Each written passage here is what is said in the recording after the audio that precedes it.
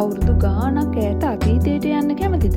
එහෙනම් එංගලන්තයේ තියෙන මධ්‍යකාලීන ගම්මානයක් බලන්න අද සෙරෙන්ඩිපි UK අපිත් එක්ක එකතු වෙන්න.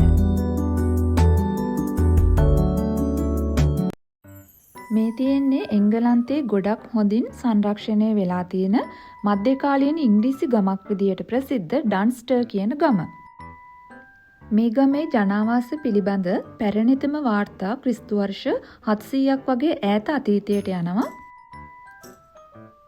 මේකේ තියෙන ගොඩක් නිවාස 15 වෙනි සහ 17 වෙනි සියවස් වලට අයිති. මේ ගෙවල් වල වහලවල් වලට විශේෂ පිදුරු භාවිතා කරලා තියෙනවා. ඒක මිඩීවල් ඒජ් එකේ ගෘහ නිර්මාණ ශිල්පයේ කැපී පෙනෙන ලක්ෂණයක්. මේ පැරණි ගෙවල් වල සමහර ඒ වගේ අදටත් මිනිස්සු ජීවත් වෙනවා.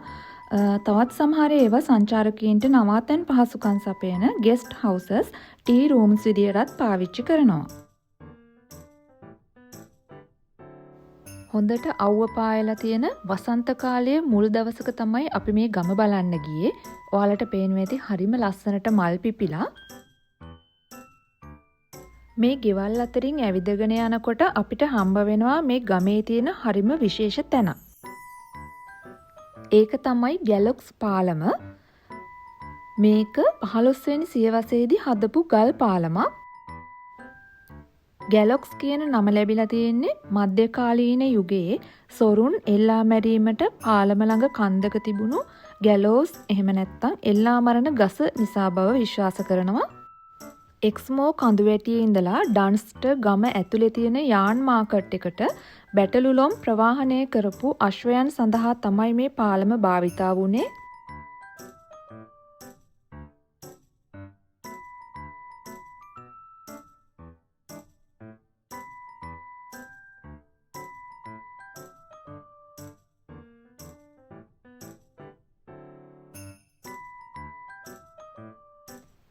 මේ ඒවිල් කියන ගඟ හරහා තමයි මේ පාලම හදලා තියෙන්නේ.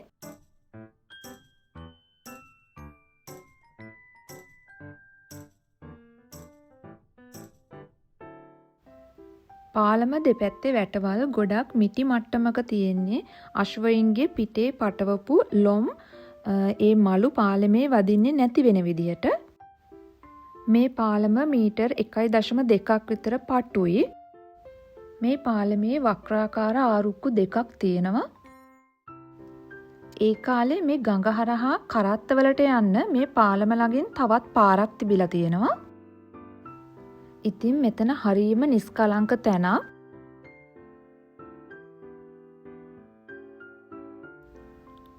සියවස් ගාණක් පුරාවට ඇති වුණු ගම් වතුර තත්ත්වයන්ට පවා නොසැලී මුහුණ දීලා මේ පාලම අදටත් මගීන්ට පයින් ගමන් කරන්න පාවිච්චි කරන්න පුළුවන්.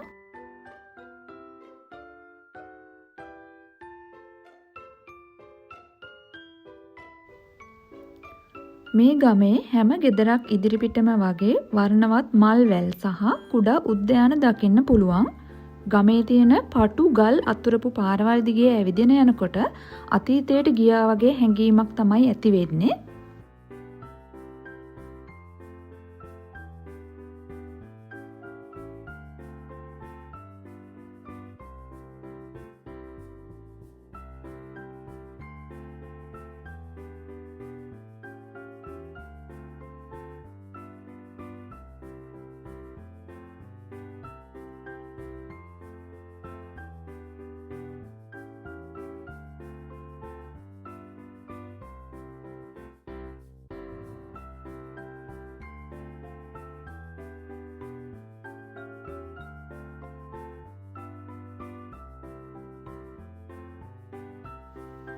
මේ ගම එක්ස්මෝ කියන සුප්‍රසිද්ධ ජාතික උද්‍යානයේ මායිමේ පිහිටලා තියෙන නිසා ගම වටේ නිල්වන් කඳු පන්ති, ඝන වනාන්තර සහ ගංගා වලින් පිරුණු ලස්සන නිදහස් පරිසරයක් තමයි තියෙන්නේ.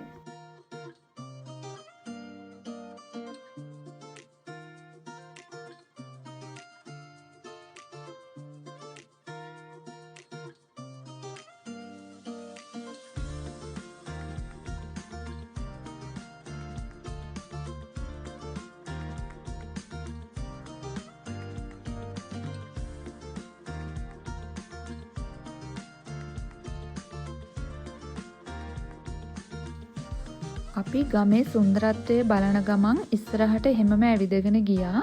අපිට මේ ගමේ මොනවාද තව විශේෂ දේවල් බලන්න තියෙන්නේ කියලා හොයාගන්න. එහෙම යනකොට අපිට හම්බ වුණා ඩන්ස්ට් ගමේ තියෙන මෙන්න මේ පල්ලිය.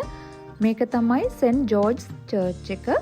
මධ්‍යකාලීන යුගයට අයිති ගොඩාක් පැරණි ගෘහ නිර්මාණ ශිල්පයකින් යුක්ත හරිම ලස්සන පල්ලියක් තමයි මේක.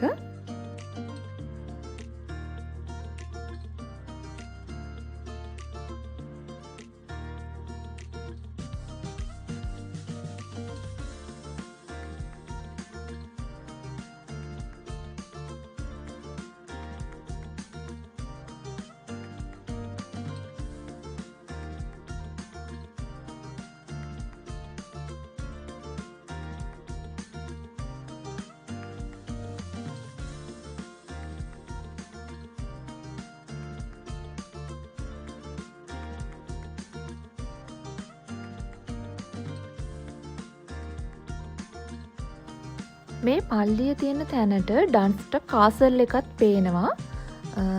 ඔය ඈතින් පේන්නේ ඩන්ස්ට් කාසල් එක. මෙන්න මේක. මේ ගමට ඇතුල් වෙන කෙනෙකුට මුලින්ම පේන්නේ කන්දක් උඩ තියෙන මේ විශාල බලකොටුව තමයි. මේ ඩන්ස්ට් මාලිගාව අවුරුදු 600කට වඩා පාලනය කරේ ලට්රල් කියන පවුල විසින් කියලා තමයි සඳහන් වෙන්නේ.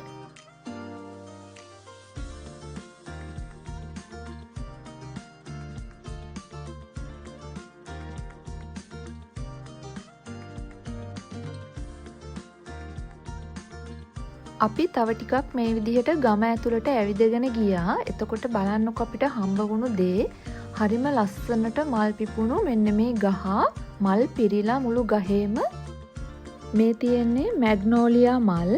මේවා වසන්ත කාලයට හරිම ලස්සනට හැම තැනකම පිපෙනවා. අපි ගමේ ඇවිදලා ඉවරලා ආපහු යද්දි විශේෂ තැනක් දැක්කා. ඔයාලට මේ ඉස්සරහින් පේන ගොඩනැගිල්ල ඒක අෂ්ටාස්ත්‍ර ගොඩනැගිල්ලක්. මේක තමයි යාන් මාකට් කියලා කියන්නේ. මේ පැත්තේ ප්‍රධාන වෙළඳාම වුණේ බැටළුලොම් ඒ කාලේ. ඉතින් ඒ රෙදි වෙළඳාම් කරන්න තමයි මේ යාන් මාකට් එක ඒ යාන් මාකට් එකට වෙළඳුන් එකතු වුණා කියලා කියන්නේ. මේ ගම බලලා අපි ආපහු යනකොට හරිම ලස්සන තැනක නතර වුණා. මම කලින් කීවා වගේ මේ ගම පිහිටලා තියෙන්නේ එක්ස්මෝ නැෂනල් පාර්ක් එක ළඟ. ඉතින් මේ ජාතික උද්‍යානය හරිම ලස්සනයි.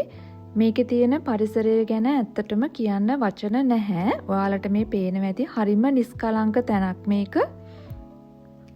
හරිම ලස්සන භූෂමතා කලාප මේකේ දකින්න පුළුවන්. ස්වභාව සෞන්දර්යය ගත්තොත් හරිම විශිෂ්ට තැනක තමයි මේක තියෙන්නේ. ඉතින් නිස්කලංක පරිසරයේ ටිකක් නැවතිලා මේකේ තියෙන ලස්සන ඔයාලටත් මේ විදිහට පෙන්වන්න හිතුවා.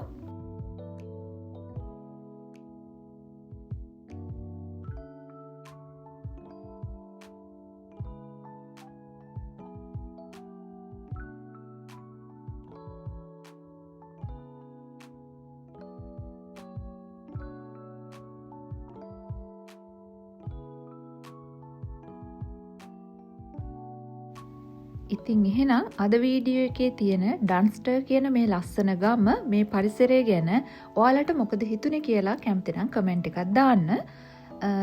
මේ වගේ UK වල ලස්සන තැන් අරුම පුදුම දේවල් බලන්න කැමති නම් සෙරන්ඩිප් UK අපේ YouTube channel එක subscribe කරන්න කියලා ආදරෙන් ඉල්ලනවා. එහෙනම් ආයෙමත් දවසක අලුත් වීඩියෝ එකකින් හම්බ වෙමු.